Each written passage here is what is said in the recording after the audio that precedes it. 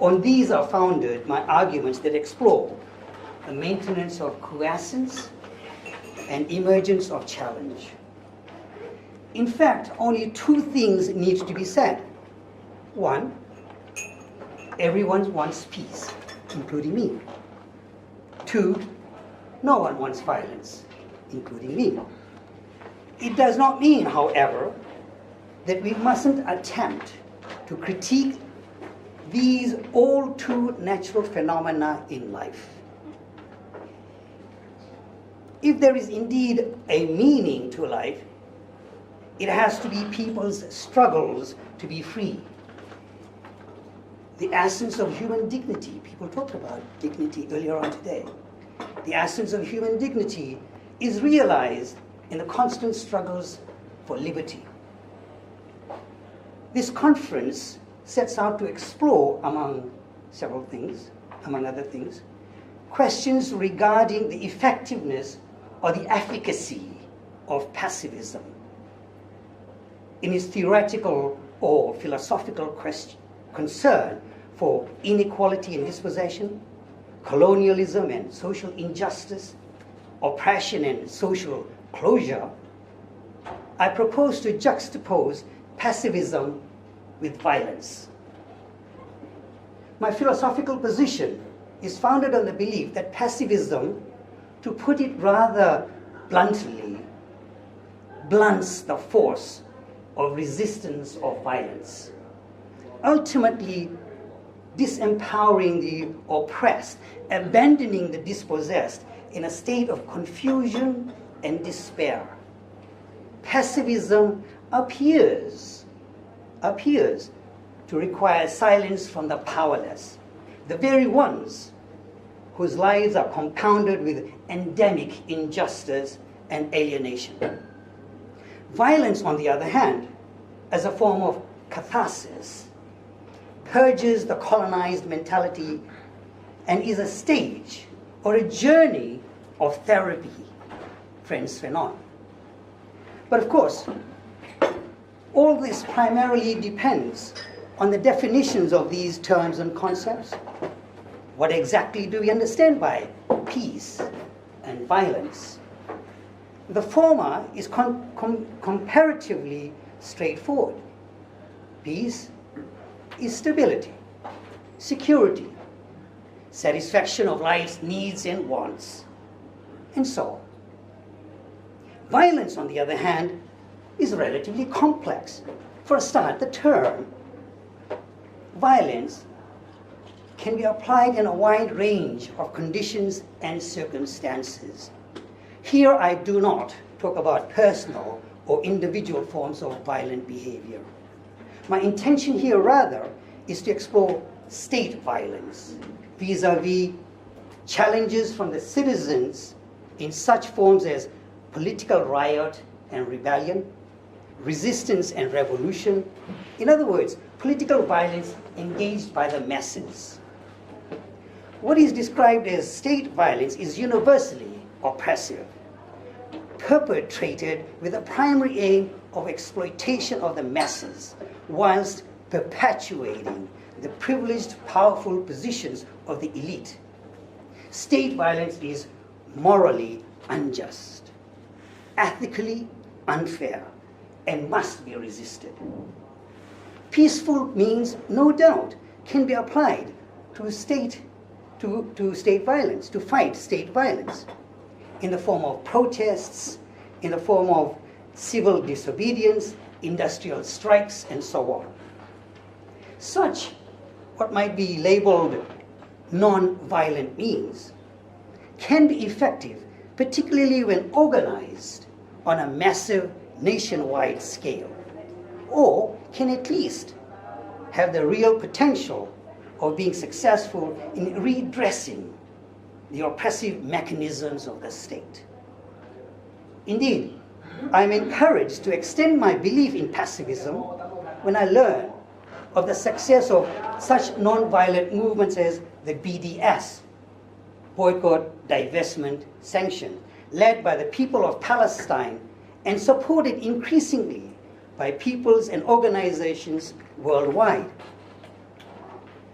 Philippa Barnes talked about it yesterday.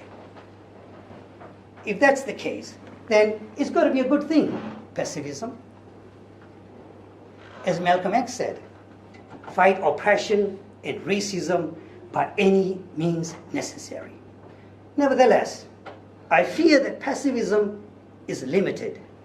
Whilst its philosophical tenets are admirable, indeed noble, pacifism as a political strategy is, in the final analysis, dependent or perhaps rests on the status quo, which is explained and accepted as natural, as normal, explained and accepted as natural through ideology.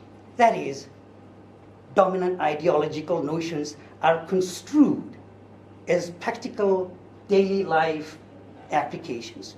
Those notions, I might add, are expressions, palpable expressions of hegemony. The limitations of pacifism is manifested in the necessary condition that this belief or philosophical political position be framed and formulated in terms and conditions required by the same state that wields violence and is, in fact, dependent on its command of violence for its very legitimacy. Never mind the nice things of its regarding the state as social contract, a la Hobbes and Locke's and Rousseau's. For pacifism to be effective, it has to constantly compromise and conform and apply itself in what might be described as reformist strategies. It finds itself performing the unenviable task of collaborating with the state. In the end, however, unjust social, political, economic conditions remain essentially unchanged. Oppression continues under new, fashionable guises, and the state becomes, ironically, more sophisticated, more subtle in its policies and practices of exploitation and injustice. The causes of injustice and oppression, etc., remain largely intact because the causes themselves are the core of the nation-state structure. These structural causes and conditions engender violence. Pacifism, it can be seen, would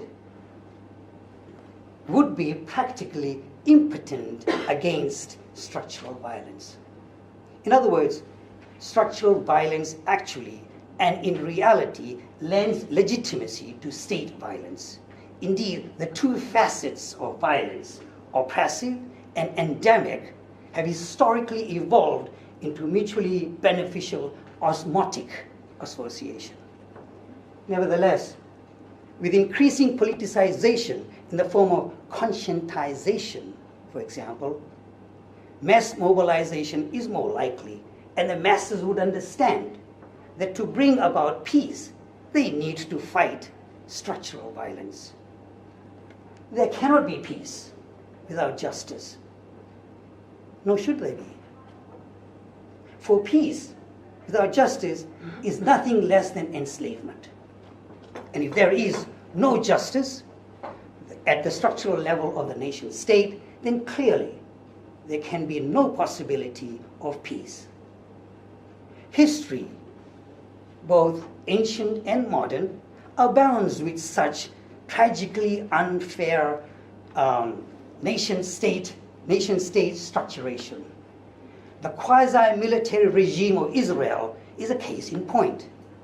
There will never be peace for Palestine or for Israel as long as justice is denied to the people of Palestine, or their human rights are violated.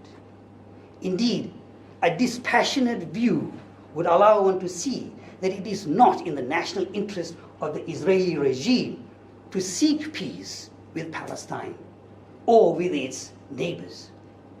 no matter how many peace processes are engaged in, and in how many peace roadmaps are drawn, peace is not, in fact, conducive to the legitimacy of the Israeli state. Militarism, generally, and oppression of the people of Palestine, more specifically, are an inherent part of the structural components of what is known as Israel. Because structural violence is the very foundation of this quasi-military state. To dismantle such core structures is to dismantle the state itself. And my point, it is this. Pacifism can and do prescribe tactics and strategies, manners and methods to combat social injustice and oppression, racism and discrimination, inequality and violation of human rights. However, pacifism as a revolutionary resistance strategy is proven to be largely inappropriate, inadequate, for state violence and structural violence remain intact, remain as aspects of the universally accepted norm. The revolutionary words of one of the 20th century greatest leaders, Nelson Mandela, ought to be heeded. When injustice becomes law, resistance becomes duty. And there is no doubting that to end the repugnant system of apartheid, Mandela first engaged with the apartheid regime of South Africa in non-violent and peaceful ways. He and his people got, evidently, nowhere. It was eventually realized that pacifism, the belief and the practice of it, was lending their methods of struggles to lend affirmation, unwittingly, I hasten to add, to the legitimacy of the coercive forces of the state, and thus also to bolster the hegemonic and the dominant culture, which are the beneficiaries of the apartheid system, or which were the beneficiaries of the apartheid system. Pacifism or political violence. It wasn't for Mandela a conundrum, but a zugzwang. That is, either choice was replete with painful problems. In a similar vein, Shakespeare reflected, whether 'tis nobler to suffer the slings and arrows of outrageous fortunes, or to take up arms against a sea of troubles, and by opposing end them. Clearly, both options pertain to violence. In the end, it was a concerted political effort of mass mobilization and also armed struggles that helped bring about the demise of the oppressive apartheid system. From a perspective of sociological deconstruction, I am somewhat skeptical of the notion of pacifism. It may be practiced as a theoretical enterprise, but can it be applied as a political practice and avoid being co-opted by the state, thus becoming part of the problem? Moreover, the official ideological mechanisms that effect social closure exclude categorized people from the systems of normality, who continue to, quote, articulate their experiences in the language of the oppressor. For the people who find themselves in these unjust and oppressive societal conditions, pacifism primarily has the effect of disempowering, has the effect of blaming the victim, silencing them. Edward Said. The explications and roadmaps and peace processes confound the life and compound the daily struggles of the oppressed, for they continue, regardless, to experience state violence, Put another way, being at the bottom of the heap, it is hard to see the niceties of state peace and state pacifism. Pacifism may promise peace and liberation from injustice. Its political programs and struggles nevertheless attempt, unwittingly perhaps, to conform and compromise with the conditions of structural violence. State violence and structural violence remain monolithic, and the unjust social conditions remain essentially immutable. Such social quagmire brings to mind Leo Tolstoy's reflection. I sit on a man's back, choking him, and assure him and his lot that I would do everything in my power to ease his burden, except by getting off his back. Political violence awakes the mind and the soul to the prevailing oppressive conditions of injustice.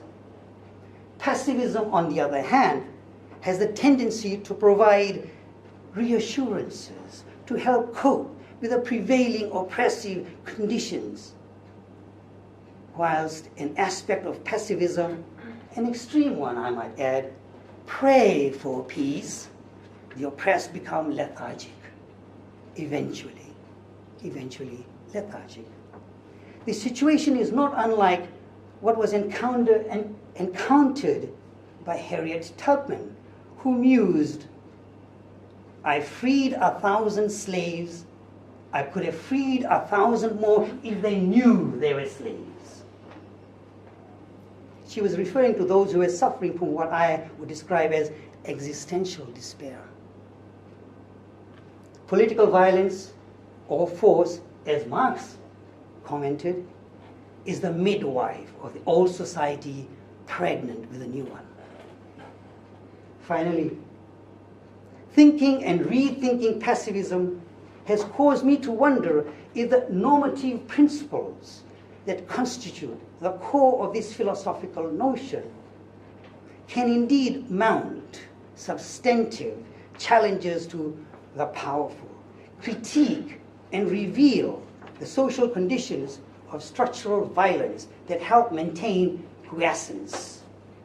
Or is violence the strategy that would, in its mass-based revolutionary fervor, challenge the dominant ideology and thus help promote social and political conditions that would make liberation a possibility for justice, for meaningful life and human dignity. Rangi Maria Couto, Motenera.